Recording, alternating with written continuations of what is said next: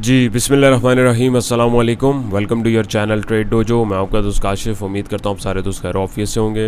अच्छा जनाब, 100 इंडेक्स का फ्राइडे एनालिसिस लेके आपकी खिदमत में हाजिर हैं और देखेंगे हम लोग पूरा इसको एनालाइज करने की कोशिश करेंगे कि फ्राइडे को मार्केट ने कैसा परफॉर्म किया, मंडे मार्केट कैसी हो सकती है एंड जो है कमिंग वीक जो है उसमें मार्केट किस तरीके से परफॉर्म कर सकती है और कुछ जो इंपॉर्टेंट न्यूज़ेस हैं जो मार्केट से रेलेवेंट है। ज़ाहिर है हमारी मार्केट जो है न्यूज़ के ऊपर भी जो है उसका इम्पैक्ट खासा होता है। और जैसे कि हम लोगों ने देखा है कि लास्ट सेशन में मार्केट ने जो है अपना जो प्रीवियस हाई था उसको भी तोड़ा है। सो फर्दर आगे क्या पॉसिबिलिटीज़ हो सकती हैं, किन किन चीज़ों के लिए हमें जो है एहतियात रखने की ज़रूरत है। सो जो भी चीज़ें हम लोग डिस्कस करेंगे वो रेलिवेंट होंगी, क्योंकि हमें सारी चीज़ों को लेके चलना होता है। हमें अपनी वर्किंग लेके चलनी है, हमें न्यूज़ को लेके चलना है, हमें अपने टेक्निकल्स को लेके चलना है। तो सारी चीज़ें जो है एक साथ जब हम लेके चलेंगे तो हमारे पास जो है एक ब्रॉडर व्यू जो है एक आ जाता है पिक्चर का, और हमें डिसीजन लेने में जो है आसानी होती है। बाकी पता किसी को भी नहीं होता है कि क्या होने वाला है, लेकिन वर्किंग के बिहाफ के ऊपर और पास्ट डाटा के बिहाफ के ऊपर आप जो है कमिंग डेज़ को जो है प्रिडिक्ट करने की कोशिश कर सकते हैं। बट एज़ यूजुअल हमारी जो स्ट्रेटजी होती है वो होती है दोनों एतबार से कि अगर प्लस हो जाती है चीज़ तो क्या करना है, माइनस हो जाती है तो क्या करना है। सो हमें दोनों हिसाब से जो अपने आप को रेडी रखना है। यहाँ पे एक चीज़ और मैं बताता चलूँ कि आप लोगों ने अगर हमारी स्क्रिप्ट एनालिसिस की वीडियो नहीं देखी है तो आप लोगों के जो कमेंट्स वगैरह थे और काफ़ी रिक्वेस्ट जिनकी मेरे पास आई हुई थी तो उनके एनालिसिस आप लोगों के साथ रिसेंटली अभी मैंने वीडियो में अपलोड किए हैं। अगर नहीं देखी तो उसको ज़रूर देखें और फर्दर आप जो देखना चाहते हैं मुझे अपडेट कीजिएगा कमेंट सेक्शन में। इंशाल्लाह उसको भी हम कवर अप करने की कोशिश करेंगे। तो 21 जुलाई फ्राइडे को मार्केट ने जो है क्लोजिंग दी 45,920 पे। 522 पॉइंट जो है इंडेक्स ने गेन किए, 1.15% का गेन हुआ, 20.5 करोड़ का वॉल्यूम जनरेट हुआ। 45,398 का जो है प्रीवियस क्लोज था। डे रेंज की बात करें तो 45,300 से 46,122 मार्केट ने एक बड़ी ज़बरदस्त रेंज के अंदर प्ले किया। ऑलमोस्ट अगर हम देखें तो मार्केट ने 700-800 पॉइंट के दरमियान प्ले किया और अपने हाई के पास थोड़ी सी प्रॉफिट टेकिंग दिखाई। उसके बाद 52 वीक रेंज में अगर हम देखें तो ये रेंज हमारे पास जो है टूटी है नहीं। जो इस दिन ये वाला हाई लगा है ये हमारा एक साल का हाई है, तो इसने एक सालाना हाई को तोड़ा है। तो ये चीज़ जो है एक हमारे लिए बहुत ज़बरदस्त बात है। ऑल तो थोड़ी सी करेक्शन लेके इसने क्लोजिंग दी है, बट एक बड़ा ज़बरदस्त रेजिस्टेंस मार्केट ने जो है ब्रेक करने की कोशिश करी है। सो फर्दर अभी मार्केट कहाँ जा सकती है इसको हम देखेंगे। लेवल्स डे रेंज को हम देखें तो मार्केट खुली ऊपर जाती रही, फिर एक्यूमुलेट हुई ऊपर जाती रही और एट दी एंड जो है मार्केट ने प्रॉफिट टेकिंग करी और जो है क्लोजिंग हमें देखने को मिली। टॉप परफॉर्मर में WTL, FFL, synergy, TPLP, KEL, BOP, Hascol, HBL, GGL, HUBC वगैरह शामिल थे। सबसे ज़्यादा वॉल्यूम्स अगर हम देखें तो हमारे पास जो है WTL में लगे। फीपीली भी हमारे पास 21 तारीख का आ चुका है जी। फीपी हमारे पास जो है $0.80 मिलियन की बाइंग के साथ, लीपी वंस अगेन सेलिंग के साथ। बैंक्स ने फिर बाइंग करी $0.45 मिलियन की, ब्रोकर्स ने सेलिंग करी $0.24 मिलियन की, कंपनीज ने $0.84 मिलियन की बाइंग करी, फॉरेन कॉर्पोरेट ने फिर जो है बाइंग डाली है 1.02 मिलियन की। फॉरेन इंडिविजुअल ने फिर पार्टिसिपेट नहीं किया। हमारे इंडिविजुअल ने प्रॉफिट टेकिंग करी $0.02 मिलियन की, अच्छा स्टांस था इंडिविजुअल्स का। इंश्योरेंस कंपनीज़ ने प्रॉफिट टेकिंग करी $0.85 मिलियन की। म्यूचुअल फंड ने फिर माल बेचा 1.22 मिलियन का। NBFC ने पार्टिसिपेट नहीं किया। अदर ऑर्गेनाइजेशन ने $0.24 मिलियन की बाइंग करी और ओवरसीज़ पाकिस्तानी ने $0.22 मिलियन की सेलिंग करी। ओवरऑल 1, 2, 3, 4 प्लेयर जो है बाइंग पर है, 1, 2 प्लेयर जो है उन्होंने पार्टिसिपेट नहीं किया, 1, 2, 3, 4, 5 प्लेयर सेलिंग पर है।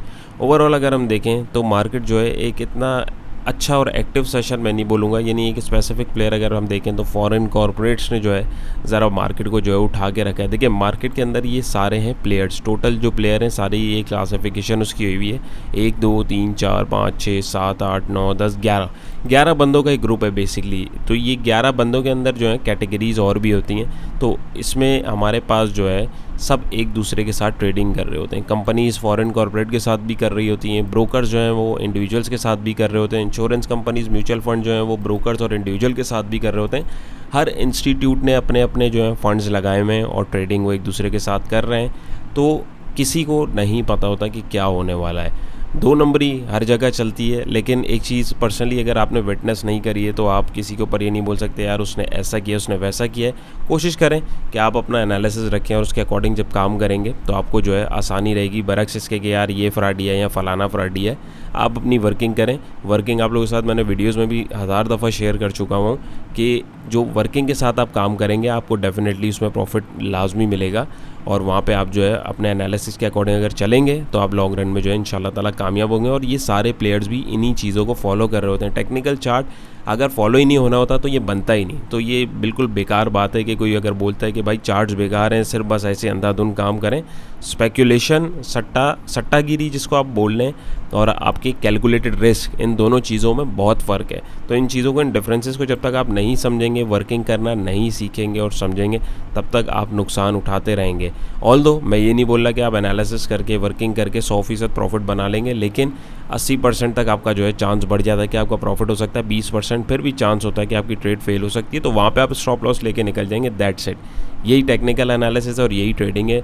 मतलब कोई जादुई इंडिकेटर या ऐसा जिस तरीके की चीज़ जो है वो शायद एक आध दफ़ा आपको कामयाब कर दे लॉन्ग रन में, लेकिन जो ये चीज़ें नहीं चल सकती। सो दैट्स वाई आपको चार्ट ट्रेडिंग, प्राइस एक्शन और ये डाटा जितना हम लोग देख रहे होते हैं, इसके अलावा और भी चीज़ें होती हैं, लेकिन अगर आप इतना भी देख लेते हैं और समझ लेते हैं तो इंशाल्लाह ताला मार्केट के आने वाले दिनों में मार्केट की एक्सपेक्टेड मूव को जो है आप पकड़ने की कोशिश कर सकते हैं। क्योंकि जितने प्लेयर्स हैं, आप इनके फुटप्रिंट्स देख रहे हैं। जैसे एक मतलब आप कहीं जाते हैं तो आपके फुटप्रिंट्स, जिस तरह मिट्टी में आप चलते हैं तो फुटप्रिंट्स छूट रहे होते हैं ना, पता लग रहा होता है आप चल रहे हैं, जा रहे हैं। तो ये बड़े प्लेयर के फुटप्रिंट्स जो होते हैं ये चार्ट के ऊपर दिख रहे होते हैं in sort of price action.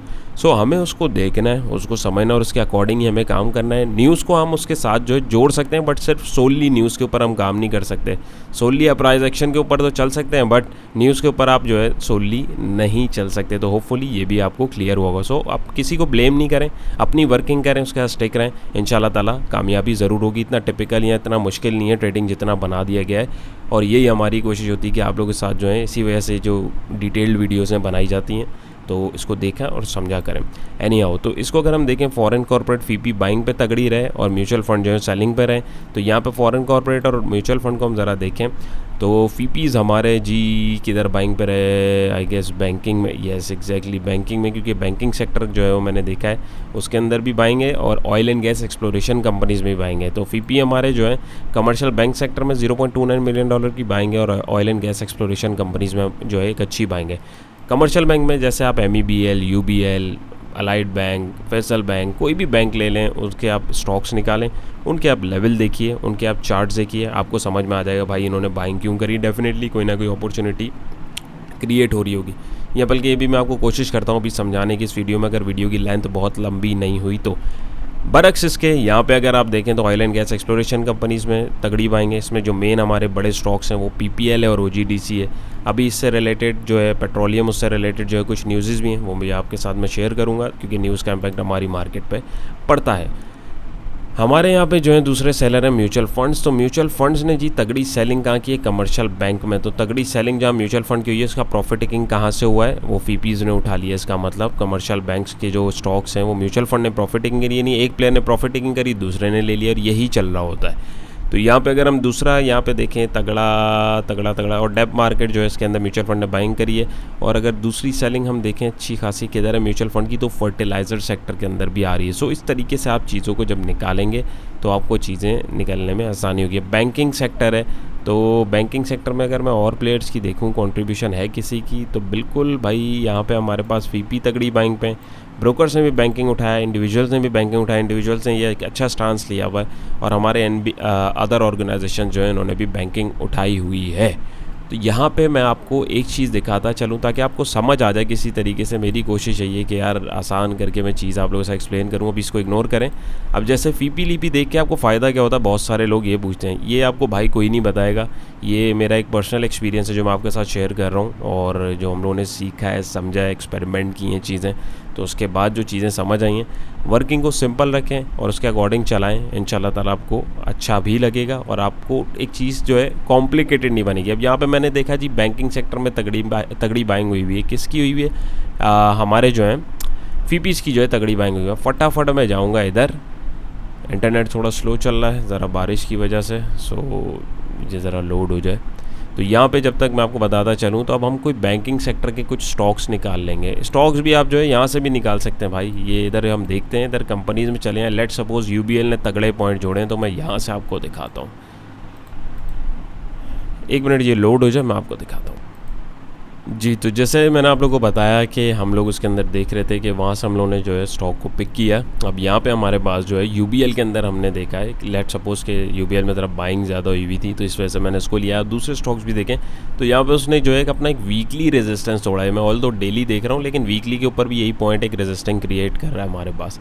तो यहाँ देखें वॉल्यूम्स भी अच्छे हैं, कैंडल भी अच्छी है, पैटर्न्स भी कंटिन्यूएशन के बन रहे हैं। और यहाँ पे अगर आप देखें तो 11 रुपये की डिविडेंड की अनाउंसमेंट भी हो रही है। इसमें 26/7/2023 यानी जनवरी, फरवरी, मार्च, अप्रैल, मई, जून, जुलाई, 26 जुलाई को इसमें हमारे पास जो है डिविडेंड की एक्स डेट आ रही है। तो जिन्हें डिविडेंड नहीं लेना, मेहरबानी करके वो एक्स डेट से 1 या 2 दिन पहले अपनी प्रॉफिट टेकिंग करें और एग्जिट ले लें, क्योंकि 11 रुपये पर जो है एक्स डेट वाले दिन जो है डिविडेंड की जब अनाउंसमेंट हो जाती है, जब एक्स हो जाता है तो 11 रुपये ये नीचे खुलेगा। फिर लोग जो है कन्फ्यूज़ हो जाते हैं कि भाई हमने तो यहाँ पर एंट्री डाली हुई थी, ट्रेडर पर्सपेक्टिव से बात कर रहा हूँ। तो यहाँ पर अगर मैं देखूँ तो अराउंड 11 रुपये कम, अगर लेट सपोज़ ये यहाँ पे भी रहता है, लेट सपोज़ तो यहाँ से 11 रुपये अगर मैं देखूँ तो लगभग यहाँ तक आ रहे हैं, यानी 144 रुपये, 153 से अगर मैं इसको देखूँ तो 144 पे ये फिर खुलेगा। वहाँ से फिर ऊपर नीचे जाना है वो तब की तब देखेंगे। सो इस चीज़ को ज़रा थोड़ा सा ख्याल रखिएगा। डिविडेंड वाले जो स्टॉक्स हैं उनमें ट्रेड करते हुए इस चीज़ की केयर आपने ज़रूर करनी है। सो यहाँ पर आपने देखा भाई लेवल आ रहे थे, ब्रेकआउट हो रहा था, प्लेयर्स ने भी एंट्री ले ली। अब ये ब्रेकआउट कितना लंबा रखना है, सस्टेन करना है, नहीं करना, फेक आउट है, वो एक अलहदा टॉपिक है, एक अलहदा बहस है। मेरा मकसद आपको ये समझाने का कि आप लोग चीज़ों को जब अंडरस्टैंड करेंगे, डाटा को देखेंगे और उसके साथ फिर जब डॉट टू डॉट में आएंगे। देखिए ये चीज़ें मैं पर्सनली आपको बताऊँ, ये हम लोग अपनी क्लासेस में डिस्कस करते हैं और मैंने इसी वजह से कोई इतना एक ऐसा थंबनेल नहीं बनाया हुआ कि बहुत सारे लोग इस चीज़ को देखें। जो रेगुलर व्यूज़ हैं, जो सीखने के माइंडसेट से आते हैं, मेरी कोशिश होती है कि वो इस चीज़ को भी अंडरस्टैंड करें और मेरे एक तजर्बे से किसी को अगर फ़ायदा हो रहा है तो बिल्कुल मोस्ट वेलकम, उसको वो देखे समझे ताकि चीज़ें उसको समझ में आए। तो ये रेगुलर व्यूज़ जो हैं डेफिनेटली वो उस चीज़ को समझ रहे होंगे और कोशिश यही होती है हर वीडियो में कोई ना कोई एक ऐसी चीज़ एक्सप्लेन ज़रूर की जाए जिससे आपका जो टाइम है वो उसके आपको एक वैल्यू मिले और आप लोग कुछ ना कुछ नया देखें और इन सारी चीज़ों को अपनी वर्किंग में आप एक एक करके प्रैक्टिस करें, अप्लाई करें। वर्किंग में ज़रा सी भी इम्प्रूवमेंट आए तो अपना फीडबैक ज़रूर दीजिएगा मुझे पर्सनली। इससे बड़ी खुशी होती है कि आप लोगों के लिए जो एफर्ट्स की जा रही हैं उससे आपको फ़ायदा भी हो रहा है। सिर्फ ये नहीं कि वीडियो देखी, लाइक किया, कमेंट किया या सब्सक्राइब कर लिया, ये नहीं। मेन मकसद मेरा है कि हमारे स्पेशली जो रिटेल इन्वेस्टर हैं वो इतने केपेबल हो जाएँ, इतने ज़रूर हो जाएँ कि भाई उनको पता हो कि एंट्री और एग्जिट कहाँ लेना है। ये चीज़ भी अगर आपको पता लग गई तो आप 50 to 60% काम समझें आप सीख गए हैं। अब वो फिर फर्दर चीज़ें आपका टेक्निकल एनालिसिस की इन डेप्थ है और चीज़ें, वो एक अलहदा टॉपिक है। लेकिन अगर आप इस चीज़ को भी आइडेंटिफाई कर लेते हैं, एंट्री और एग्ज़िट किधर आपको लेना है किधर नहीं लेना, तो आप इंशाल्लाह ताला लॉन्ग रन में इम्प्रूव करते जाएंगे। बाकी सीखना सिखाना चलता रहता है, मैं पर्सनली खुद भी चीज़ें सीखता रहता हूँ, आगे आप लोगों के साथ भी उसको शेयर करता रहता हूँ। सो सीखना सिखाना तो एंड टाइम तक चलता रहता है और रहेगा इंशाल्लाह ताला। सो कभी भी ये नहीं सोचें कि सब कुछ आ गया, एक दूसरे के साथ सीखते रहें, चलते रहें, इंशाल्लाह इम्प्रूव करते रहेंगे। और तो ये सारी चीज़ें हमारे पास जो हैं। फर्दर सेक्टर वाइज देखें तो बैंकिंग सेक्टर ने 343 पॉइंट जोड़े, केमिकल सेक्टर ने 59 पॉइंट जोड़े, टेक्नोलॉजी सेक्टर ने 33 पॉइंट जोड़े, फूड एंड पर्सनल के ने 32 थोड़े पॉइंट जो है। दूसरे सेक्टर ने नेगेटिविटी में हमारे पास oil and gas exploration company जो है उसने 10 पॉइंट तोड़े, फार्मास्यूटिकल ने 10 पॉइंट तोड़े, oil and gas marketing company ने 5 पॉइंट तोड़े और थोड़े पॉइंट दूसरे जो हैं सेक्टर्स ने तोड़े। टॉप स्क्रिप्ट्स अगर इन सेक्टर्स में मैं देखूं तो यूबीएल, जैसे मैंने आपको भी एग्जांपल दिया, आप यहाँ से भी जो है स्क्रिप्ट्स जो है इकट्ठे कर सकते हैं। अगर आप ज़्यादा झंझट में नहीं पढ़ना चाह रहे तो आप टॉप स्क्रिप्ट्स निकालें, जिस तरह भी मैंने आपको यूबीएल की एग्जांपल दी है। उसके जो है लेवल्स मार्क करें, लेवल्स मार्क करना नहीं आते, ट्रेंड देखना नहीं आता, डिटेल्ड में एक प्लेलिस्ट बनाई हुई है, उसको आप देख लें, प्रैक्टिस कर लीजिए, इंशाल्लाह ताला दुआएं देंगे और उसके अकॉर्डिंग आप काम करें, आपको चीज़ें ऑटोमेटिक समझ आना शुरू हो जाएंगी। कैंडलस्टिक के बारे में नहीं पता, उसकी भी एक मैंने डिटेल जो आपके साथ वीडियो बनाई हुई है, डिस्क्रिप्शन में भी लिंक मौजूद है इस प्लेलिस्ट का, या आप चैनल पे भी देख सकते हैं सर्च करके। यूबीएल ने 90 पॉइंट जोड़े, कोलगेट ने 61, एमईबीएल ने 57, एमसीबी ने 47, बीएफएल ने 47, बीएचएल यानी बैंकिंग सेक्टर आप देखें सारे आ रहे हैं 38 और थोड़े पॉइंट जो है। दूसरे स्क्रिप्ट्स ने जोड़े, नेगेटिविटी में पीपीएल ने 19 पॉइंट तोड़े, ओजीडीसी ने 10, एंग्रो ने 10, एबॉट ने 4, पीएसए ने 3, थोड़े पॉइंट जो है आपके दूसरे जो स्टॉक्स हैं उन्होंने तोड़े। अंडर इंडेक्स का हम हीट मैप देखें तो हीट मैप हमारे पास जिस तरीके से पॉइंट्स गेन हुए इस किस्म का हमारे पास हीट मैप नहीं बन रहा टेक्निकली अगर आप देखें। ऑल दो कमर्शियल बैंक हरा भरा है, क्यों है आपको पता है। रिफाइनरी में एक आध स्क्रिप्ट चल रहा है, फूड एंड पर्सनल केयर में यूनिटी, इसके ऊपर भी मैंने जो वीडियो आप लोगों के साथ अपलोड की हुई है। ऑटोमोबाइल असेंबलर ज़रा काफ़ी टाइम बाद जो इसके अंदर लॉक लगे, ज़ाहिर है करेक्शन भी तो होनी होती है। और थोड़े जो है दूसरे सेक्टर्स के कुछ स्टॉक्स देखें तो उसमें भी जो है हमारे पास जो एक्टिविटी देखने को मिली है। तो एक्टिविटी बनाने में मेन किरदार कौन है, फॉरेन कॉर्पोरेट, बाकी दूसरे प्लेयर की कॉन्ट्रीब्यूशन नहीं नहीं है, तो अभी भी हम मार्केट को एक ज़बरदस्त बुल रन में जो है नहीं बोल सकते, ऑल्दो मार्केट ने ब्रेकआउट सबमिट किया है। ये भी मैं आपके साथ चार्ट पे भी डिस्कस इंशाल्लाह ताला करूँगा। फर्दर चार्ट के ऊपर जाने से पहले मैं आप लोगों के साथ 2-3 इंपॉर्टेंट न्यूज़ शेयर करता चलूँ ताकि आप लोगों को पता रहे। सबसे पहले ये आप देख सकते हैं, ब्लॉग है रोज़नामा पाकिस्तानी, उसके आर्टिकल हैं, पढ़ा करें, देखा करें, लिंक्स वगैरह जो हैं इनको देखा करें। इससे जो है आपको पता लगता है कि न्यूज़ चल जा रही है। 22 तारीख की न्यूज़ है, हुकूमत रूसी तेल फ़रोख्त करके फ़ी लीटर कितना इजाफी नफ़ा कमाती है, रिपोर्ट जारी। तो यहाँ पर अगर हम देखें, एक छोटा सा ये है, आपको बता देता हूँ। इस्लामाबाद डेली पाकिस्तान ऑनलाइन वजारत पेट्रोलियम की रिपोर्ट के मुताबिक रूस से आने वाले खाम तेल के 2 कार्गोज़ आलमी मंडी से तकरीबन $42,09,000 सस्ते पड़े हैं। तो ये एक अच्छी एक न्यूज़ है कि चीज़ें थोड़ी सी कम पड़ रही हैं। ऑल्दो इसका इम्पैक्ट अभी तक जो है हम लोकल्स को नहीं पड़ा है, सो लेट्स सी वो क्या होता है। हम न्यूज़ के मुताबिक वजारत पेट्रोलियम की रिपोर्ट में कहा गया है रूसी तेल के दोनों कार्गो तकरीबन $5,29,00,000 में पड़े हैं। अगर यही तेल आलमी मंडी से मंगवाया जाता तो ये $5,72,00,000 में पड़ जाता। 1 लाख मेट्रिक टन खाम तेल मंगवाया गया। रूसी खाम तेल का हजम 7,15,000 बैरल है।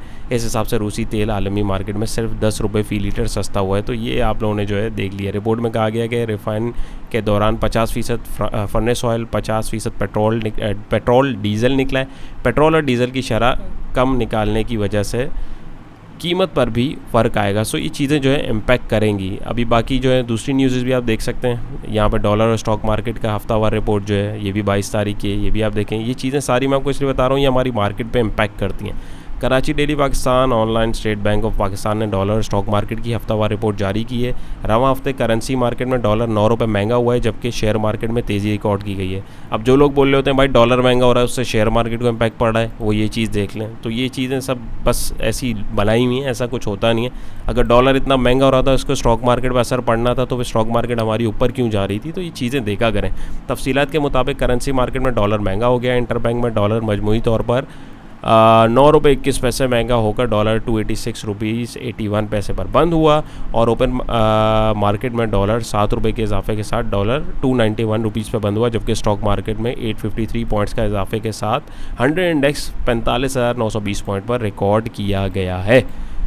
उसके बाद सोने की कीमत में मामूली सी कमी, गोल्ड भी जो है थोड़ा सा इम्पैक्ट करता है चीज़ों को। ये सारी चीज़ें अगर आप देखेंगे, कमोडिटीज़ को ही पढ़ेंगे तो आपको जो है नेक्स्ट मूव जो है उसमें देखने में आसानी हो, क्योंकि ये चीज़ें बनाई हुई हैं, कुछ हद तक इम्पैक्ट भी करती हैं, लेकिन कुछ चीज़ें जो हमें देखनी होती हैं। तो इसमें अगर आप देखें, मुल्क में सोने की कीमत में फ़ी तोले में ₹100 कम हो गए। All Pakistan James and jewellers association के मुताबिक ₹100 की कमी के बाद सोने की फ़ी तोला कीमत ₹2,22,800 हो गई है, जबकि 10 ग्राम सोने की कीमत ₹85 की कमी के बाद ₹1,91,015 हो गई है। तो यहाँ पे ये एक आप देखें गोल्ड के ऊपर हल्का सा डाउन के बराबर इम्पैक्ट पड़ा है। मेन जो है यहाँ पे देखें कि अब देखें ना, ये न्यूज़ दिखाने का मकसद सिर्फ आपको ये है कि यहाँ पे जो लोग चीज़ों को न्यूज़ के साथ सिर्फ कोरिलेट कर रहे होते हैं ना, तो अब ये देखें ये न्यूज़ेस जो हैं, डॉलर महंगा हो गया फिर भी मार्केट ऊपर, मुल्क में महंगाई के वार जारी, 30 अशिया ज़रूरिया की कीमतों में होशियार बाइज़ाफ़ा। सो यहाँ पे अगर आप देखें तो यार माज़रत मेरी थोड़ी सी उर्दू जो है उसमें थोड़ा सा वो हूँ, तो आप लोग नोट कर रहे होंगे कि मैं थोड़ा सा अटकता हूँ, तो डोंट वरी। बाकी ये कि आपको मैं होपफुली अपनी बात समझा पा रहा हूँ। तो यहाँ पे अगर आप देखें, अब ये इतनी जो अशिया हैं ये आप देख सकते हैं, पूरा आर्टिकल है, आप इसको पढ़ सकते हैं। डेली पाकिस्तान के आप न्यूज़ चैनल की वेबसाइट पर चले जाइए, वहाँ पर भी सारी चीज़ें मैंशन होती हैं। तो अब ये सब कुछ महंगा हो रहा है। अब कहने का मकसद ये है कि अगर सोली मार्केट इसी के ऊपर डिपेंड करनी थी तो फिर अब मार्केट जो है अभी तक ऊपर क्यों चल रही है। तो कोशिश करें ये फैंटेसी से बाहर आएँ और चार्ट के ऊपर काम करना देखें, समझें, सीखें और इसको समझने की कोशिश करें। यूट्यूब पे हज़ारों वीडियोस अवेलेबल हैं, आप उनको भी देखें। लेकिन पर्सनली आप एक प्रॉपर तरीके से प्राइस एक्शन को अगर अंडरस्टैंड करना चाहते हैं, समझना चाहते हैं, सीखना चाहते हैं, तो हमारी एक मास्टर क्लास आप लोगों के लिए मौजूद है। डिटेल में ईच एंड एवरीथिंग जो इसके अंदर डिस्कस करी हुई है, हर चीज़, strategies, risk management, money management, कहाँ एंट्री लेनी है, कहाँ एग्जिट लेना है, यानी इन डेप्थ जो है वो पूरा कोर्स है हमारा। मज़ीद मालूमात के लिए दिए गए नंबर पे आप जो है रब्ता कर सकते हैं, डिटेल्स आपको प्रोवाइड कर दी जाएंगी। 2 तारीख इसके रजिस्ट्रेशन की लास्ट डेट है और इंशाल्लाह ताला 5 अगस्त से हमारी क्लासेस का जो है आगाज़ हो जाएगा। सो लिमिटेड सीट्स मौजूद हैं, आप में जो दोस्त इंटरेस्टेड हैं वो मालूमात ले सकते हैं। बाकी अपार्ट फ्रॉम दैट मुझसे नहीं, किसी से भी सीखें, जिससे भी समझ आ रहा है, लेकिन कोशिश है कि आप लोगों को समझाया जाए, बताया जाए कि भाई इन चीज़ों को सीखें और समझ के करें। बाकी मैं जो है अपने एंड से जो फ्री नॉलेज है वो इंशाल्लाह मैं आप लोगों के साथ जो है शेयर करता रहूँगा। अच्छा जी, अब हमारे पास, मैं इसको मैं हटा देता हूँ क्योंकि फिलहाल इसका अब हमारे पास काम नहीं है। अब यहाँ पे थोड़ी सी कन्फ्यूजन है, तो कन्फ्यूजन वाले पॉइंट्स पर हम इंडिकेटर्स को यूज़ करते हैं। पर्सनली जो लेवल्स आप लोगों को बताए थे उसके अकॉर्डिंग जो है मार्केट ने उसको भी ब्रीच कर लिया। सो अब हमें जो है कुछ सिनेरियोज़ में इंडिकेटर की नीड पड़ती है। तो यहाँ पे अगर आप देखें तो हमारे इस इंडिकेटर ने यहाँ पे जो एक ग्रीन लाइन बनाई हुई थी, उसके बाद यहाँ पे देखें इसी रेजिस्टेंस पे उसने एग्जिट भी कराया था, बट जैसे रेजिस्टेंस टूटा, कैंडलस्टिक पैटर्न विद वॉल्यूम और इंडिकेटर दोनों ने हमें जो है एक एंट्री पॉइंट दे दिया हुआ है। So what's next? तो भाई डेली बेसिस पे जो दोस्त काम करते हैं स्विंग ट्रेड पर्सपेक्टिव से, तो अब हमारे पास नेक्स्ट पोटेंशियल रेजिस्टेंस 46,545 का आ रहा है। क्यों? क्योंकि अब यहाँ से जो एक मूव बनेगी वो यहाँ तक पोटेंशियली बन सकती है। यानी अब देखें मार्केट एक जगह आती है, रुकती है, हल्का सा स्टॉप करती है, फिर आगे निकलती है, फिर रुकती है, पीछे आई, करेक्शन ली, अब दोबारा आगे जाने की कोशिश कर रही है। तो अब पोटेंशियल रेजिस्टेंस 46,545 का है।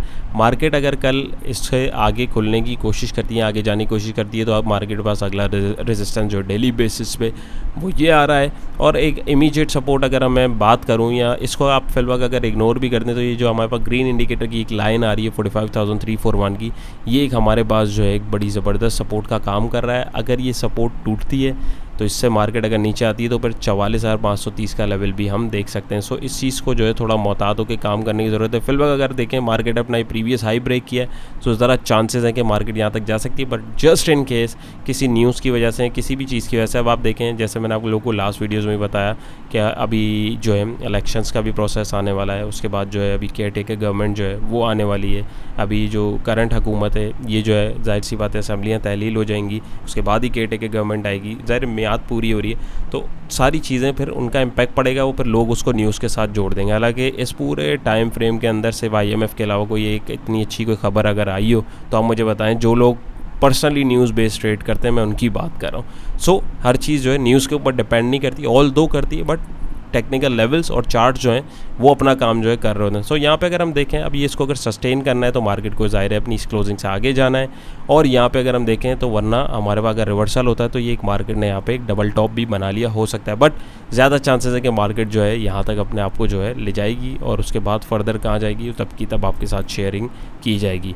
RSI भी देखें ऊपर की तरफ है, MACD भी ऊपर की तरफ दोबारा जा रहा है। ऑल दो इसके जो हिस्टोग्राम है वो वीक हो रहे थे, लेकिन जो है इसके अंदर एक मोमेंटम देखने को मिला है। ऑल दो यहाँ पे हमारे पास प्लेयर ज़्यादा एक्टिव नहीं थे, लेकिन ये कि हमें थोड़ा सा मोमेंटम देखने को मिला है। सो हमें प्राइस एक्शन को देखना है, उसके बाद इंडिकेटर्स को देखना है। प्राइस एक्शन जो है हमें बता रहा है कि भाई अभी थोड़ा सा पॉजिटिव मोमेंटम जो है मार्केट के अंदर बना हुआ है, लेकिन इस चीज़ को बिल्कुल नहीं भूलिएगा कि मार्केट के ऊपर एक करेक्शन जो है और हैवी करेक्शन ड्यू है, वो कोई भी न्यूज़ आपके पास जो है उसका बहाना बना के आ सकती है। आवरली बेसिस पे भी हम लोग ये जो सिचुएशन लास्ट आप लोगों के साथ करी थी, पैटर्न ब्रेकआउट हुआ, मार्केट ने अपने रेजिस्टेंस को तोड़ा और वहीं से जो है दोबारा मार्केट उस रेंज में आ गई। सो आवरली बेसिस पे आपके पास जो है अभी एक इमीडिएट और ज़बरदस्त सपोर्ट जो है 45,918 की है। यही ग्रीन लाइन जो आ रही है जिसने देखें यहीं से स्पाइक दिया है, इसी सपोर्ट जोन से स्पाइक दिया और रेजिस्टेंस पे जाकर रेजिस्ट कर रही है। अब इससे नीचे अगर क्लोजिंग देखने को मिलती है डेफिनेटली हमारे पास जो एक सेल सिग्नल जो है वो जनरेट हो जाएगा। फर्दर मार्केट यहाँ से आवरली बेसिस ऊपर जा रही है तो इसको आप जाने दें और यहाँ पे फिल वक्त आप ट्रेलिंग स्टॉप लॉस की स्ट्रेटजी को यूज़ कर सकते हैं। RSI देखें 71 पे, MACD के हिस्टोग्राम है वो भी कभी वीक हो रहे हैं कभी मजबूत हो रहे हैं। सो कोशिश करें अपने प्रॉफिट्स को लॉक कीजिए, अपने प्रॉफिट्स को जो है बुक कीजिए और जो है नेक्स्ट जो मार्केट है उसके डिप का वेट कीजिए। मार्केट जो है वो जिगजैग ही चलती है और चलती रहेगी। अपॉर्चुनिटीज़ आपको बार बार मिलेंगी, ऐसा नहीं है कि आप फोमो में आके चीज़ों को छोड़ दें। जो सिचुएशन जैसी देखेगी इंशाल्लाह आप लोगों के साथ उसको जो है मैं शेयर करता रहूँगा। याद रहे ये मेरी पर्सनल वर्किंग है, गलत भी हो सकती है, लेकिन अल्हम्दुलिल्लाह जैसा आप लोगों के साथ बताया जा रहा है, जो चीज़ दिखाई जा रही है, समझाई जा रही है अकॉर्डिंग टू चार्ट, मार्केट उसके अकॉर्डिंगली उसको रेस्पेक्ट भी कर रही है। सो ये हमारे पास जनाब हो गया हमारा डेली ओवरव्यू। नहीं फ्राइडे के अकॉर्डिंग अगर हम मंडे मार्केट देखें, कमिंग डेज देखें। सो अब ये हमारे पास फ्राइडे है, फ्राइडे से जाऊंगा मंडे से आऊँगा यहाँ पे फ्राइडे। अब देखेंगे ज़रा लास्ट वीक हमारे पास किस प्लेयर के पास कितना माल है, ताकि हम कमिंग वीक के अंदर जो है देख पाएँ कि मार्केट जो है किस तरीके से परफॉर्म कर सकती है और किन सेक्टर्स के अंदर जो है हमें कुछ स्पेसिफिक स्टॉक जो है वो एक अच्छा गेन दे सकते हैं। सो ये डाटा दिखाने समझाने का मकसद यही है ताकि आप चीज़ों को एनालाइज़ करें। तो ये हमारे पास पिछले हफ्ते का पूरा स्टैटिस्टिक्स आ गया है। फीपी $5.40 मिलियन की बाइंग के साथ रहे, लीपी जो है सेलिंग पर है। इनमें अगर हम देखें तो बैंक्स तगड़ा बायर में देखूं तो फॉरेन कॉर्पोरेट मुसलसल यानी लास्ट वीक माल जमा करते रहे $5.18 मिलियन का, और म्यूचुअल फंड जो है मुसलसल बेचते रहे। यानी इन दो प्लेयर्स के दरमियान जो है सॉर्ट ऑफ एक्सचेंजिंग जो है वो चलती रही, यानी शिफ्टिंग ऑफ हैंड्स भी आप आसान ज़बान में जिसको बोलते हैं। बाकी आप देखें कोई एज सच किसी और प्लेयर की जो है बाइंग नहीं है। इंडिविजुअल सेलिंग पे रहे, प्रॉफिट टेकिंग करी, बहुत ज़बरदस्त किया इंडिविजुअल्स ने। पर्सनली मैं अभी भी यही रेकमेंड करूँगा कि सिर्फ ट्रेड करें, बहुत लंबा होल्ड करने की जो है वो नहीं रखें। आपको जहाँ अच्छा प्रॉफिट हो रहा हो प्रॉफिट बुकिंग कीजिए और उसके बाद निकल जाइए। मार्केट जो है आपको मज़ीद जो है एक बाउंस के बाद जो है डिप भी देगी, सो इस चीज़ से मुतमईन रहे। तो फॉरेन कॉर्पोरेट और म्यूचुअल फंड को ज़रा मैं ग्रैंड स्केल पे अगर देखूँ तो फीपी हमारे जो है तगड़ी बाइंग किधर है, कमर्शियल बैंक्स के अंदर, यानी जो है बहुत ज़्यादा हमारे पास जो है बाइंग देखने को मिली है। क्यों? क्योंकि उसके रिजल्ट्स वगैरह भी आ रहे हैं हमारे पास। उसके बाद जो है डिविडेंड भी कुछ स्टॉक्स जो अनाउंस कर रहे हैं। कोई भी स्टॉक डिविडेंड अनाउंस करता है तो थोड़ा सा ऊपर की तरफ उसके अंदर एक दफ़ा हमारे पास एक स्पाइक देखने को हमें अक्सर मिलता है। सो यहाँ पे देखिए कमर्शियल बैंक में जो है फीपीज़ ने ज़रा तगड़ी बाइंग की हुई है $2.23 मिलियन की। और अगर मैं म्यूचुअल फंड को देखूँ तो म्यूचुअल फंड ने यकीनन जो है इधर सेलिंग की हुई होगी। जी हाँ, बिल्कुल ऐसा ही हुआ है। कमर्शियल बैंक्स के अंदर जो है माल म्यूचुअल फंड ने दबा के बेचा हुआ है, फर्टिलाइज़र सेक्टर में भी बेचा हुआ है। सो हमारे पास जो है ये सेक्टर जो है इनके अंदर जो है ज़रा एक सॉर्ट ऑफ जो है थोड़ी सी कुछ स्टॉक्स में तेज़ी भी मिल सकती है या हमें प्रॉफिट टेकिंग भी मिल सकती है, क्योंकि पूरा वीक जो है यहाँ पे जमा हुआ है तो अब ज़ाहिर बेचेंगे भी तो इस चीज़ में थोड़ा सा आपको मोहतात रहना है। बाकी अगर लास्ट वीक में भी देखूँ तो हमारे पास कौन सा सेक्टर जो है यहाँ पे अगर मैं पर्सनली देखूँ उसमें हमारे पास जो है एक सेकेंड हमारे पास सेलिंग जो है वो किधर ज़्यादा देखने को मिली। जैसे सीमेंट सेक्टर है उसमें मैं देखूँ ज़रा हमारे पास सेलर ज़्यादा रहें, तो इंडिविजुअल से माल लिया है तो कंपनीज ने रखा है तो डेफिनेटली थोड़ा सा उठाएंगे। सीमेंट सेक्टर को हम जो है थोड़ा सा अपनी नज़र में रख सकते हैं। उसके बाद हमारे पास जो है यहाँ पे भी बाइंग है। सेलिंग देखने में कहते हैं कि हमें जब चीज़ उठानी होती है ना तो हम देखते हैं कि करेक्शन किस में ज़्यादा हो रही है। हम चीज़ नीचे जब गिर रही होती है उसको हम नज़र में रखते हैं, वहाँ से रिवर्सल जब दिखता है तब हम उठाते हैं। ये एक सिंपल सी स्ट्रैटेजी है। फिलवक्त जो है दूसरे उसमें देखें थोड़ी बाइंग सब में। टेक्नोलॉजी सेक्टर में भी अगर मैं देखूं तो थोड़ी बाइंग है थोड़ी सेलिंग है। तो मेरा मशवरा है कि सीमेंट सेक्टर के ऊपर थोड़ी सी आप नज़र रखें। सीमेंट सेक्टर के अंदर जो है काफ़ी जो है सेलिंग आई हुई है, कुछ प्लेयर्स ने जो है ज़रा हैवी होल्डिंग की हुई है, बाकी सेलिंग पे। सो इसके अंदर जो है थोड़ा सा मोमेंटम हमें देखने को मिल सकता है, दूसरे प्लेयर भी इसमें एक्टिव हो सकते हैं। स्पेसिफिक स्टॉक्स निकालिए और उसके अकॉर्डिंग जो है इसके अंदर आप काम करें ताकि आपको भी पता लगे चीज़ें किस तरीके से काम करें। जी, सो मार्केट को हम लोग जो है वीकली चार्ट जो है देख रहे होते हैं, उसको भी एक नज़र मार लें। इसको मैं 1 मिनट बंद करूं तो यहाँ पे देखिए कि वीकली बेसिस के ऊपर हमारे पास कैसी ज़बरदस्त जो है कंटिन्यूएशन देखने को मिल रही है। यानी यहाँ खुली, यहाँ बंद हुई, या इससे आगे खुली, इससे ऊपर बंद हुई, इससे आगे खुली, और ये इसके विक के पास जो है भी आ रही है। सो गैप अभी भी जो है वीकली बेसिस भी हमारे पास है, और वॉल्यूम जो है अब जो है थोड़ा सा हल्का हुआ, ऑल्दो एवरेज वॉल्यूम से ज़्यादा है। इंडिकेटर्स को मैं देखूं, बोलिंजर बैंड में भी वॉलेटिलिटी आप देखें, मतलब बैंड का उसूल है, सिंपल अंदाज में बताऊं कि प्राइसेस इसके रेंज के अंदर रहनी चाहिए। अब यहाँ पे देखें कि वॉल्यूम और कैंडल्स जो हैं वो बैंड से बाहर हैं, तो अब ये बहुत जल्दी इसके अंदर भी आने वाले हैं। तो इस चीज़ के लिए भी जो है आपको थोड़ी तैयारी पकड़ने की ज़रूरत है।